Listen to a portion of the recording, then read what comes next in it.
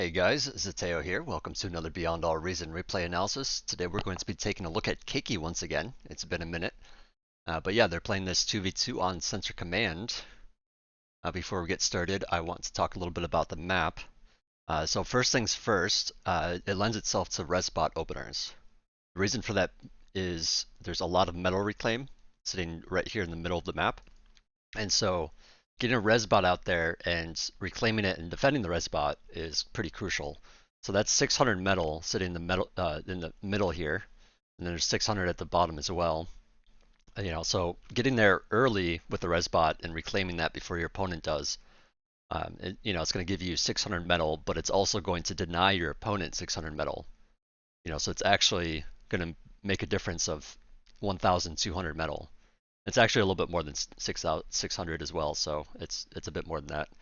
On top of that, this map's a little goofy because there's these tidal pools that have 75 tidal speed in them, and you can fit only one turbine in there.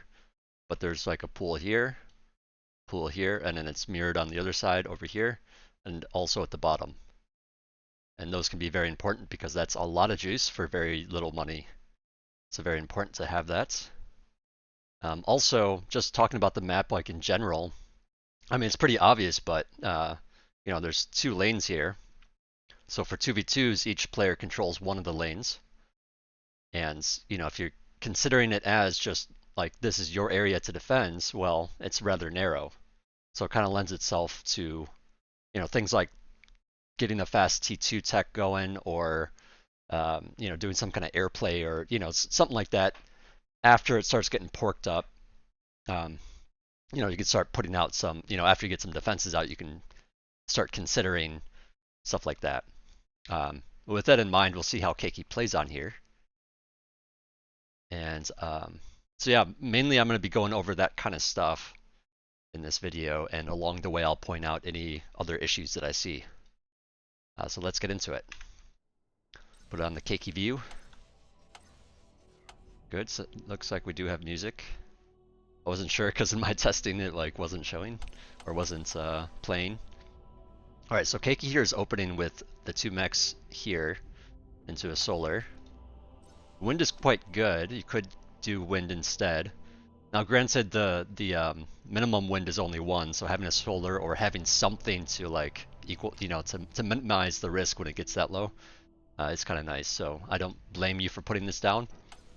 Ideally, though, this is pretty key eventually. So on a map like this, you could actually get rid of the solar, just get winds, and then rely on this for stabilizing the wind or stabilizing your energy when the wind gets too low. All right, so you are going for bots here, getting that res bot out, so that's good. Mr. Caki, speed up a little bit. So far, opener looks pretty good. Commander could be, yeah, okay, so having this queued up beforehand would be nice, instead of sitting there idle for a second. Small little mistake here. Small little blunder. Alright, so tide's going up. This guy's cranking out. Yeah, it kind of sucks that you have to walk to it in this kind of position. Alright, so you have that res bot up, you got that grunts going, and you get a constructor. So I feel like this is kind of a mistake right here, because the constructor, it's going to be nice to be able to expand here, but I feel like getting some more grunts out to defend this guy is going to be really important. Because I feel like no matter how you slice it, you should probably assume that your opponent understands this about the map and play into that. And if they don't, then they're just not going to be as good at the game, so you can just, outplay them, essentially. So you don't want to assume that your opponent isn't going to go for this. You want to assume that they are, in which case you want more fighting units out. Alright, constructor coming out. Let's see. Yeah, okay, so you're even building more than one constructor here. This feels like a bit too much here.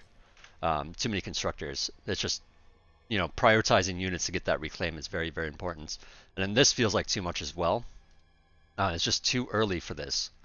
This is too expensive right now for that kind of thing. 3,200 energy. So your energy is going to drain very quickly here as you build this. and it's probably going to slow down. In fact, you don't really have the metal for it either, so you should be prioritizing the metal first too. So to me, this guy should be going out, grabbing these mexes right away. Commander could be building on some more wind turbines. Let's see, so now you got this guy doing the wind turbines, you got this guy boosting. Okay, so at this point, you're out of metal. And what that should signal to you is grabbing more metal for sure. Like even before this happens, you want to be considering like, okay, I'm gonna need more metal, so let's start grabbing it. Let's see, you have another constructor being queued as well. So with this concert, it's kind of expensive this early on, and even if you had the resources, or what am I saying here? I mean, basically, you just don't have the resources to even utilize it at this point. So it's kind of costly and kind of slow you down to even build it, but then it's also not going to help you that much because you don't have the income to actually use it. That's what I'm trying to say. Let's see, Resbots. Okay, so your Resbot gets pushed out. Red actually has 3 grunts out here already, so this is actually quite quick. You'd think there'd be, you know, maybe a grunts back, like, you know, on his side of things. The grunts would be like or I should say the second grunt would be something like that, and the third grunt would be like there, if you had the same kind of opener but had more grunts instead. I'm going to take a quick look to see how they open because this is quite fast. This seems really powerful. Let's see.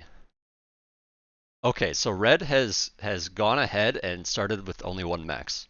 1 max tied into lab. So this is a very fast. I'm going to have a lot of grunts out. I'm for sure going to get the reclaim with this Resbot, right? Because that opener is just ridiculous. But at the cost of having an additional starting max, right? So this does set red behinds, but they're kind of fine because they get the reclaim. So I guess just to point out some difference between the two of you so far.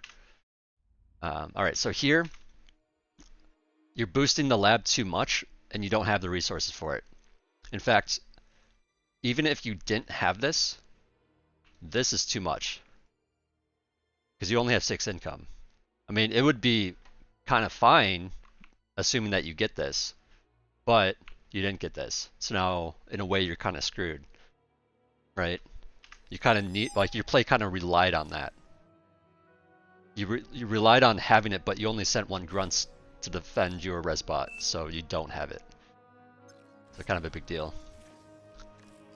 But yeah, here, ideally, yeah, you wouldn't be boosting so much here. You need to very much send these guys out, grab the mexes. Okay, so this guy's grabbing these mexes. And so you only have 2 mexes here. This is just too much for what you have in terms of build power. Like, you don't have enough income. So I'd even send another constructor out this way or your commander out this way to grab these. You know, so I guess what I'm saying is, you know, one of these guys, like, this could be your second constructor building on the winds. Your first constructor grabs these mexes and then grabs the Geo here. And I would probably leave it with that for a minute, get a bunch of grunts out, and then send your commander forward once you have another constructor out to assist the lab.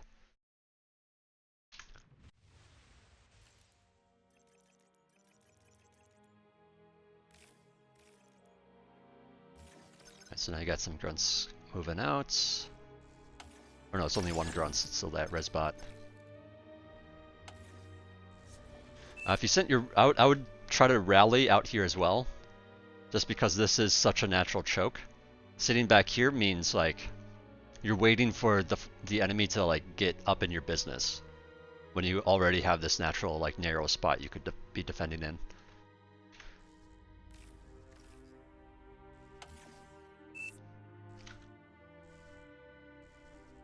Okay, commander's moving out now. Yeah, so your commander could actually already be like out here after grabbing these 2 mexes. Or if you wanted to leave one for your ally, you could do that too.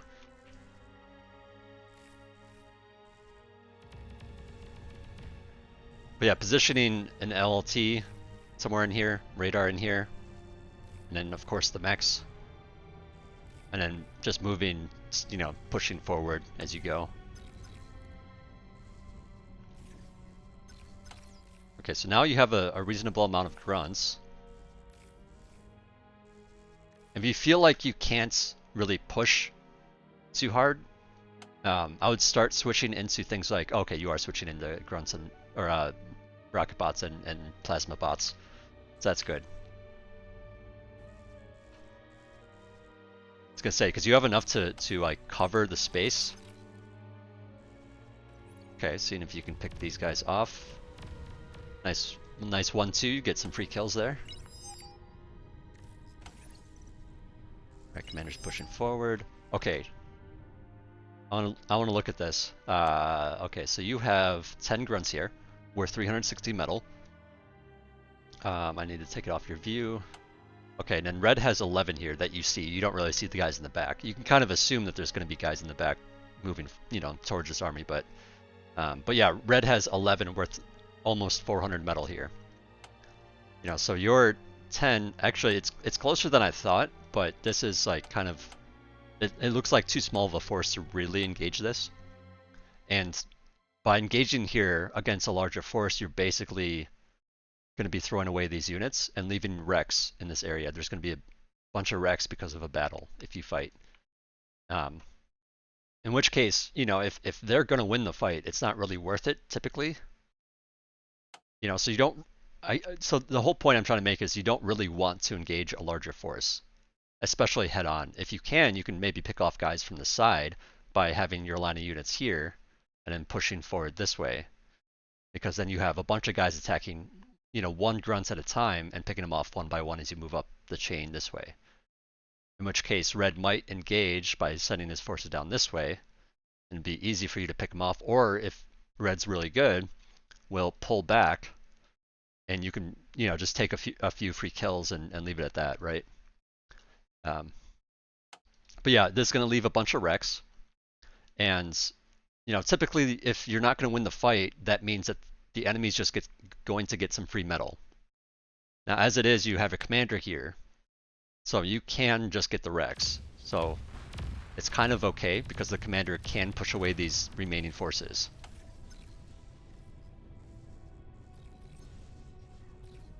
Okay.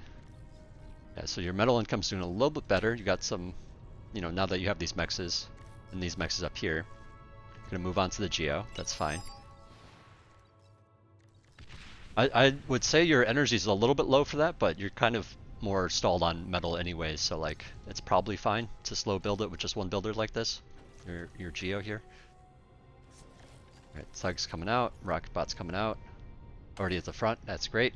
Okay, so after that fight, since your commander is nearby, you absolutely want to move the commander this way as much as possible and control this reclaim here before the red forces get too large here, because once there's a bunch of rocket bots, it's going to be very hard to do that without taking like serious damage and then possibly even dying for it. Okay, so red already has a reclaimer here. Probably going to get these wrecks. It's unfortunate. Okay, so now you're going in. See, so far optimal trades. Okay, so that went really well for you. Red just backs off. So you get most of the wrecks, but yeah, you could have had more of it if you just did that a little bit sooner. Well, granted, you might have just been busy with other stuff in your base and whatnot. Happens. Alright, Geo's still going up. Alright, your metal's starting to climb, so that means we need another con turret. This feels like too many at once.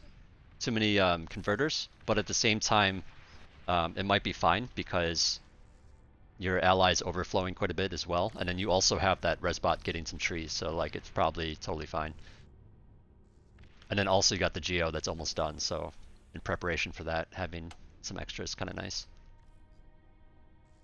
If you were stalling on energy, building that Geo, then I would wait to build these, just you know, because they do cost a reasonable amount of energy. Not a, you know, no metal, but like a reasonable amount of energy to build them and build time. Alright, so pretty static at the fronts right now. Geo's done. First going up. Okay, you decide to go for vehicle plants. Alright, so you do see some red vehicles, so, you know, that is a good signal to switch into vehicles yourself. Commander could be busy grabbing this mechs, you know, putting down LLTs, getting a more forward radar. I know you have one back here, but having one up front means now you see up to here instead of just here. So not seeing past this green line here, kind of a big deal, because you want to know if they're, you know, got buildings here. Do you want to know if they have a builder all the way up there already? Because as soon as a builder gets up there, it's like they start building static defenses and it gets harder to do this. So having that bit of information can help you determine, you know, if they have a lot of statics or if they're going to have statics pretty soon. In which case you might, you know, you could consider having a few artillery or something like that. Or just have more rocket bots if you were just, you know, still on bots, or, you know, basically just getting more information to make a more informed decision here. Not having these two mechs is kind of a big deal. Not having this title is kind of a big deal too. I mean, there isn't like a ton of mechs at your disposal on this map, so not having these two mechs is kind of a large percentage of metal that you're missing per second. Alright, some tanks coming out. Anytime you're not using this, reclaim it. You can always just build it right back, no big deal. So right now you could reclaim it, get that metal, put it in the tanks, and just have like 2 or 3 more tanks, which can make or break a push. So it's kind of a important thing. All right, so you start putting down some towers. Yeah, it's a lot of rocket bots, so I wouldn't worry too much about the towers. Just falling back is kind of better.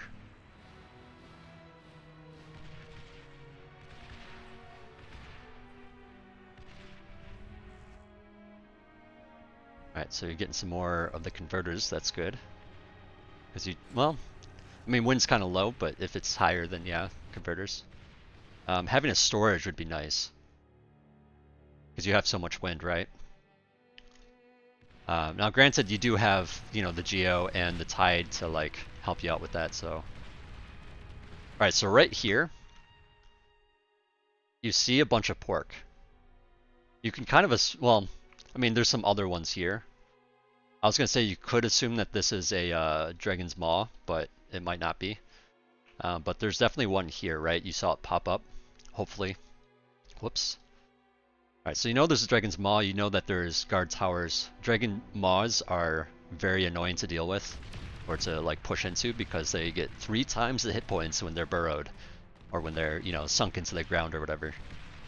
So it becomes a lot harder to push, especially if they have stuff repairing the Dragon's Maw. Having that forward radar would really help you out, seeing if there's other dots back here that could possibly be more defenses and stuff. Okay, you get a bit of the reclaim, so that's good.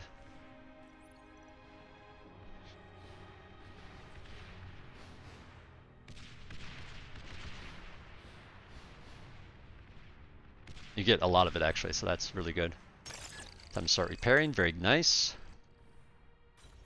Spot lab still sitting here. A little bit more built, like one more consort would be kind of nice here.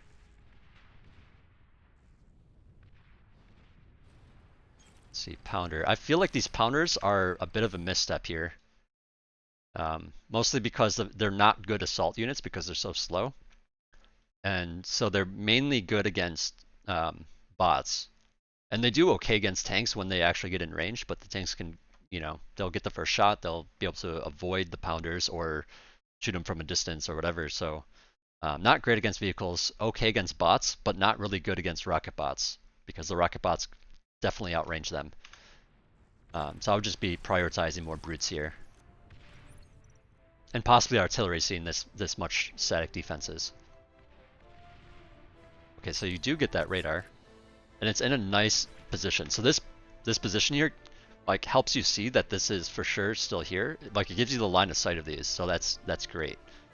You know, that means you can attack it with artillery and stuff from a distance, without having to, A, get too close, or B, you're not really threatening your units doing that. It's also good that you've pushed your opponent off this mechs, but you also don't have this one. So that's kind of a thing.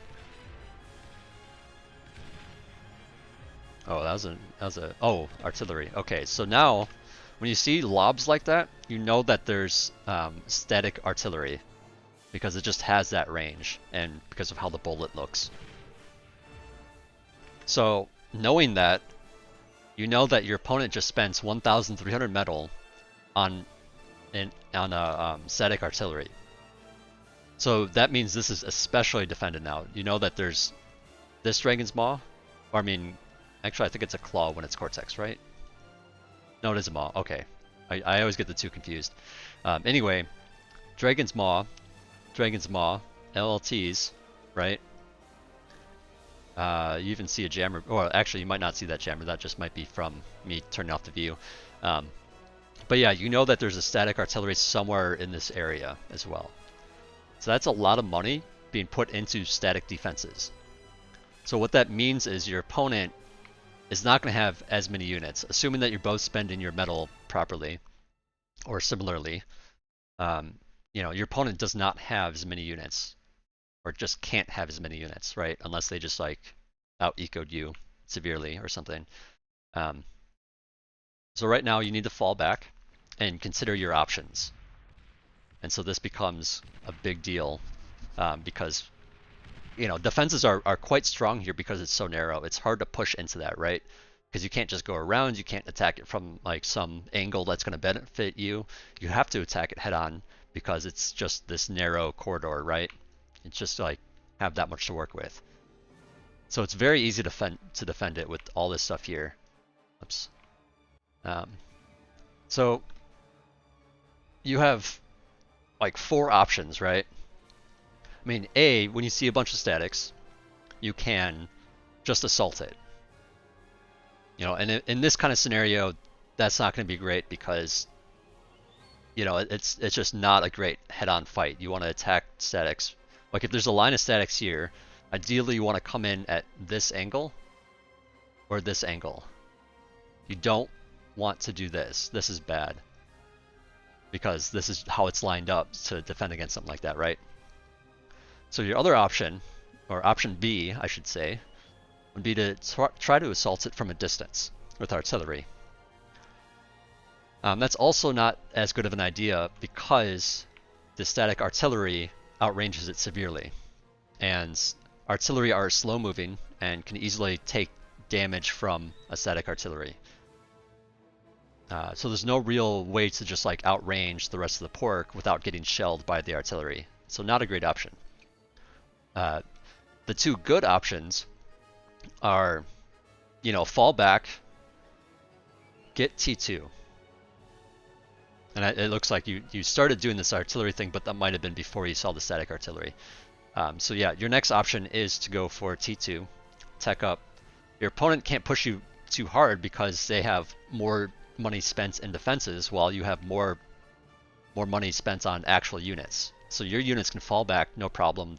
They can't really attack because they'll just have less. And so it's a good time to tech up.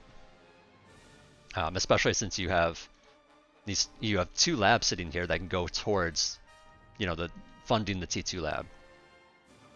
And your metal income is actually pretty nice. Your last option, is to consider like, some kind of alternate play. When I say that, I mean something like airplay, hovercrafts, amphibious units. Obviously, this bit of water is nothing to even consider, and hovercraft and amphibious play is not going to help you in any way because you can't go around something, right? They're not going to like go through the water and access the enemy base in some like weird way because there is no water. So in this case, it would be air.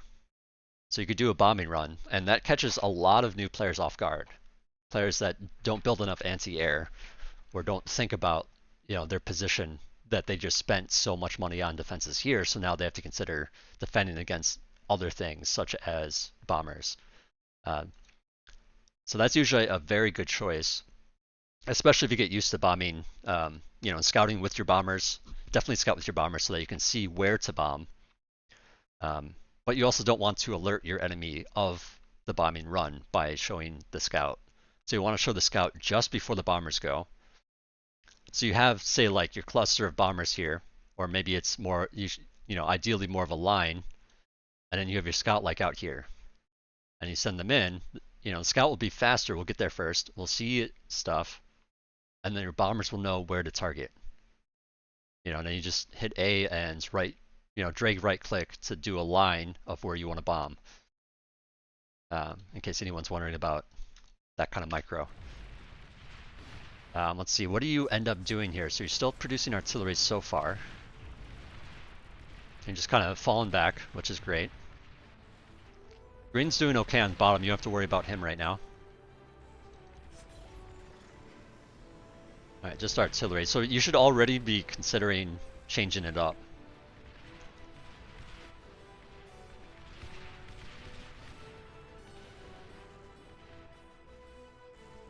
Okay, so you get a T2 lab. I see it right here, the blueprint. You stop production of vehicles. Save up a little bit more money. I don't mind the concert, the extra concert here. I mean, you don't really need it to build this, but having a third one to be able to reclaim the stuff quicker and put it towards this faster is kind of nice. It's the kind of thing that I would do. You start reclaiming? Okay, nice. Very good. Always reclaim your lab to get the T2 lab, because otherwise this takes forever. Okay, so good choice. You're going T2. You're deciding not to assault this, which is really good.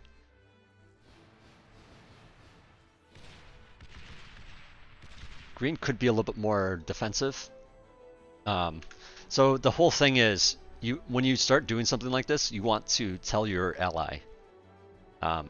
Communication is very important. Or can be a very, very big factor. Alerting Green like, hey, I'm going T2 should signal to them to be a little bit more defensive with their stuff, because then they just need to hold off. They don't need to be aggressive if they see a ton of units. And they're in a good position. They can definitely pull this army back if need be. So this is just a nice defensive line here. You also have this nice defensive line, so you're good. Alright, T2 builders almost done. Okay, and Green's even sharing some metal to you. So they must know. Or I don't know if you're on comms with them or something, but definitely nice.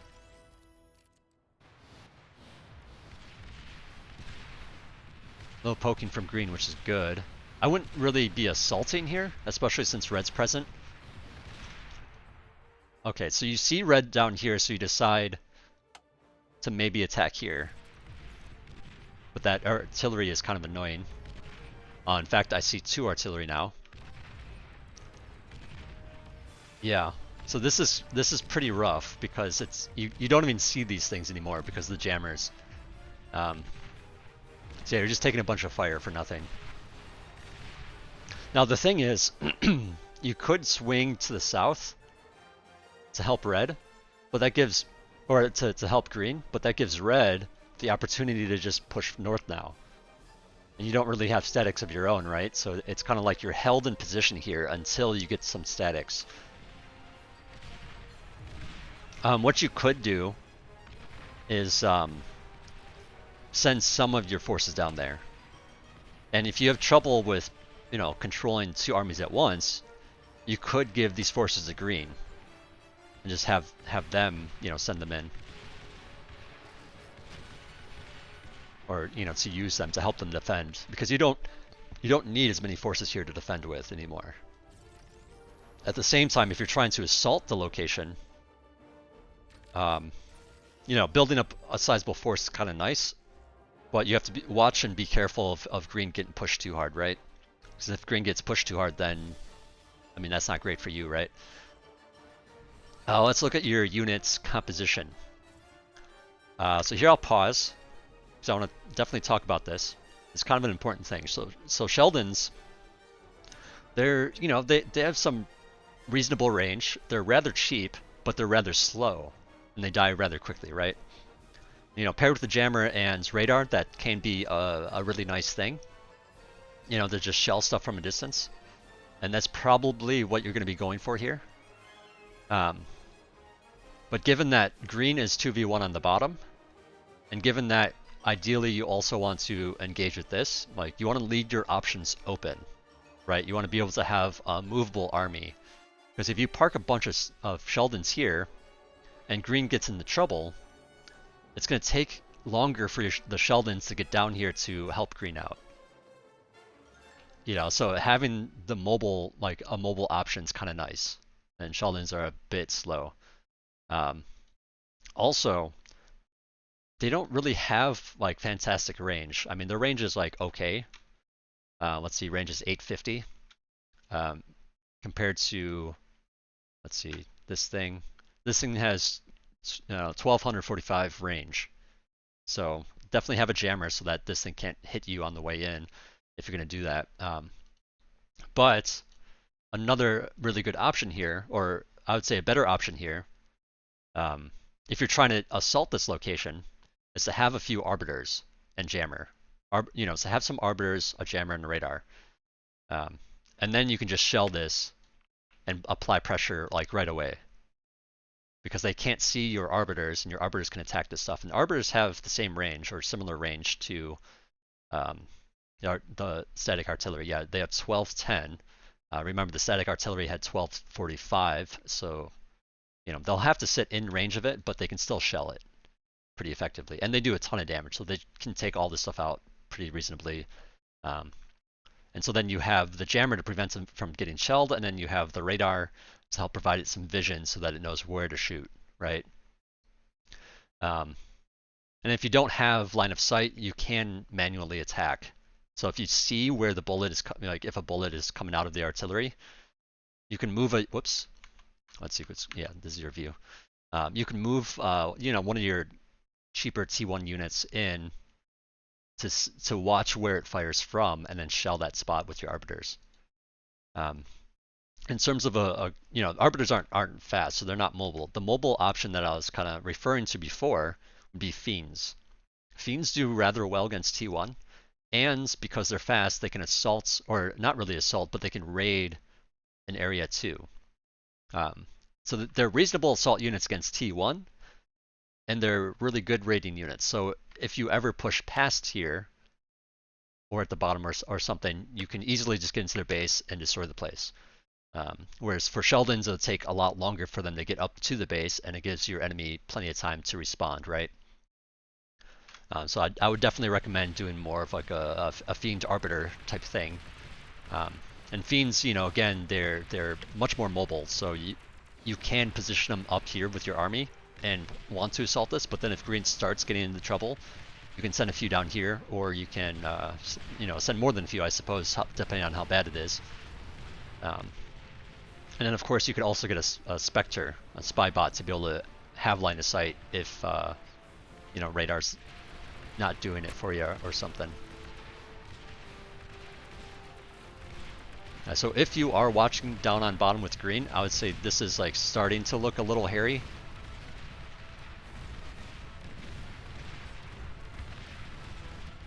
Yeah, and these can like literally just keep running in.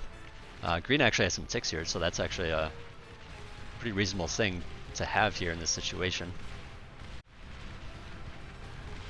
Yeah, so I think at this point you're just kind of like building up your forces, getting ready to assault this, and hoping that green holds on. Let's see, green's definitely going to lose a commander here, unfortunately. Yep. Red did a very nice job spreading out. But you also know now that they just spent a lot of units down here. Which means, you know, if they're going T2, it's rather naked. So if you had pushed with green down, you know, it would maybe be worth it. But that depends on if you see a bunch of units or not. Looks like you do start seeing some more medium tanks down here, so that's actually not a great...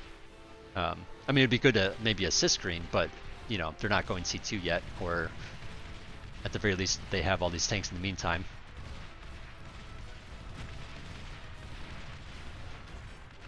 Yeah, so green's getting a little bit worried. You say, I'm pushing soon, don't worry. Okay, so here you go. You got your radar and, sorry, your radar and your jammer. So this is good. I feel like this could have been sooner if you had done it with Arbiter / Fiend instead. With this kind of army, ideally you want to sit in a position where you can see this stuff and attack it without them firing back, right? You don't want to get too close with your Sheldons. You know, so right here is like pretty good. They do seem to have some vision. But yeah, you even see the agitator here. Yeah, so this feels like a mistake. Like just pushing so hard. Like I understand. Like you feel the pressure on the south. You want to push hard. You want to go quickly. You want to apply the pressure to alleviate green so that green does not take a lot of damage, right? So you kind of rush in here with your units. Sheldons aren't really rush units though. You know, you definitely want them in the back. You want them shelling from a distance and getting their worth by doing it from a distance. And you're losing a lot of units here doing this heavy assault instead of doing like a slower push. So again, Sheldons are a bit of a slower push unit, whereas Fiends would be a little bit better if you're trying to rush in here like this.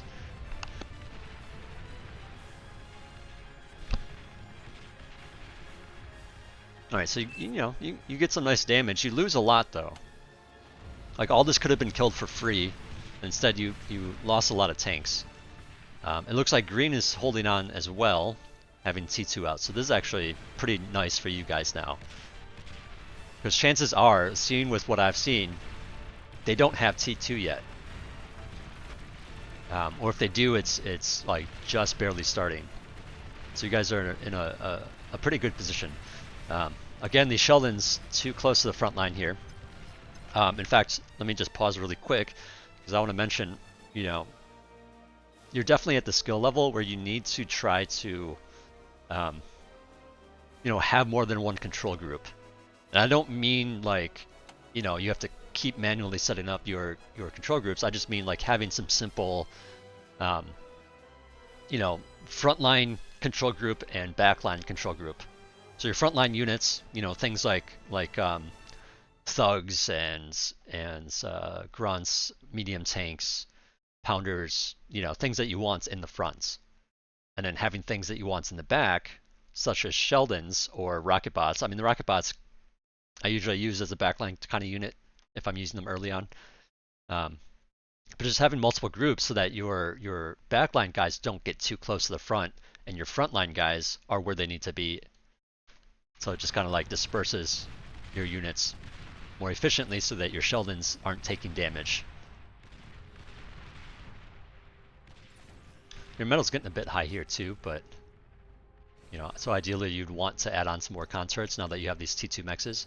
Oh yeah, I forgot to mention this. So this fusion is also a mistake because first of all, wind is really good on this map. You have you know, plenty of wind plus the basic geo here. And so you don't really need this fusion yet. Your energy's fine. And no matter how you slice it, getting a fusion for metal with converters is far less efficient than upgrading your mechs to the T2. So before you do this, upgrade these mexes. At the very least, like, you know, and mainly because you already have the energy to afford all that. You don't need the fusion to do that. So yeah, these 4 mexes, I wouldn't worry about the front ones quite yet, but for sure those 4. And then as your guy moves up here, grabbing the Geo, the advanced Geo, upgrading it to tier 2.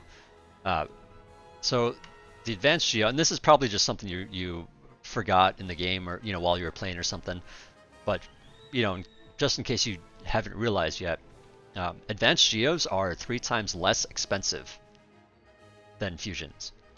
You know, fusions 4,500 metal. You know, advanced Geos only 1,500. And they produce more energy. So fusion 1,100 for Cortex, and the geo is 1250. So it's more energy for less. So if you're going to get something like this, when you have a geo nearby in your base, get the geo, not the fusion first. And then after all this stuff's upgraded, I would maybe send them forward to get these mexes, upgrade those mexes. And while doing that, have some Twitchers guarding him so that they assist building with him. Or if you have a bunch of T1 bots not doing anything, you can assist them with that too. Yeah, just to keep them moving and, you know, upgrading your resources. As it is, you know, you guys are on T2. They're on T1 still. So you guys are in a great position because you didn't die to the T1. So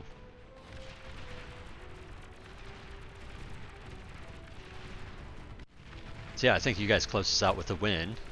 Especially since you know where both commanders are, you don't have to like chase it down. One goes down there. Okay, it looks like red cloaked and got away so far. Here, especially is where fiends are going to be really nice. Okay, so it looks like you actually are switching in the fiends, so that's really good. Yeah, anytime you break a position, it's definitely a good idea to add those fiends in. So you want to be mindful as you're breaking it to like switch over, which is kind of what you did. So kudos to you. All right, so T2 is out for them now. Let's see some hounds.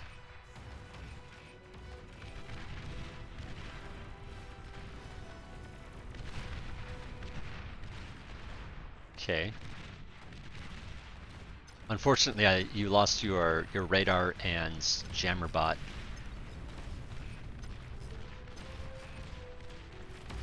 Yeah, and at this point you actually have enough metal income here that not only can you add on some more of these, but you can also add on a T1 bot lab to produce some spam. I'm surprised you didn't get rid of this. You should have reclaimed this when you built this and the mexes. Reclaim that so you get that metal back. Anytime you have a lab sitting there doing nothing, just reclaim it. Like 99% of the time it's going to be the right play. The only time you'd want to keep it is if for some reason you feel like well, I guess there's two reasons. A, you feel like you have enough economy to support it and you're like using it and building out of it. Or B, you're worried that you're going to get pushed and you want to have a very quick response. You don't want to have to, like, you know, the kind of situation where you don't want to wait for the lab to be rebuilt, even if it doesn't take very long with the concerts and stuff. You know, and that's, yeah, that's not going to happen most of the time. So just, you know, just reclaim it. Alright, so you do a lot of damage with that. Green's just kind of chilling back here. Getting some spiders, so that's nice. Yeah, I mean, spiders, nice on this map for the simple fact of getting over this ridge. Or to park them like in center, but center's already clear.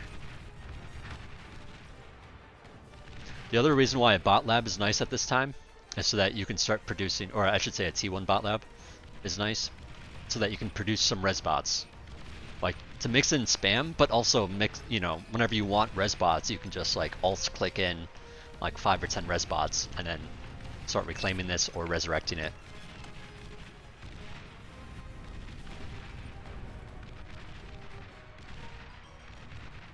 With fiends, most of the time, like, if you're going in with, you know, if they're pretty close, already taking damage from attacks, just keep sending them in.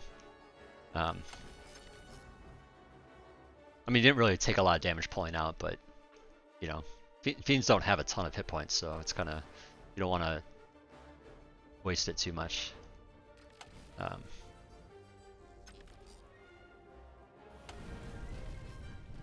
Lots of spiders from green.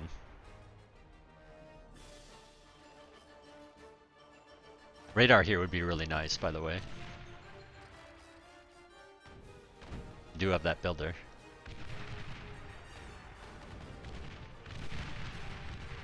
Yeah, so now that the fiends are out, this is becoming a bit more of a situation where you, oh, okay, red just uncloaks. Kind of lucky for you, because you can just kill it. But I was gonna say, like, once you see the hounds out, you want to maybe switch out of these fiends.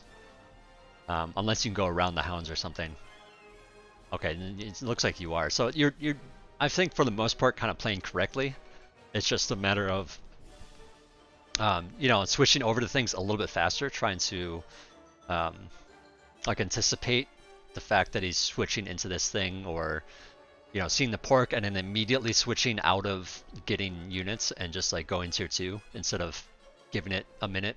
And um, how do I phrase this? So yeah, I think you're making the right call, but it's a little bit slowly, and it's while it's good to sit there and ponder what are your choices and adapt to it, and I think you're doing that correctly and well.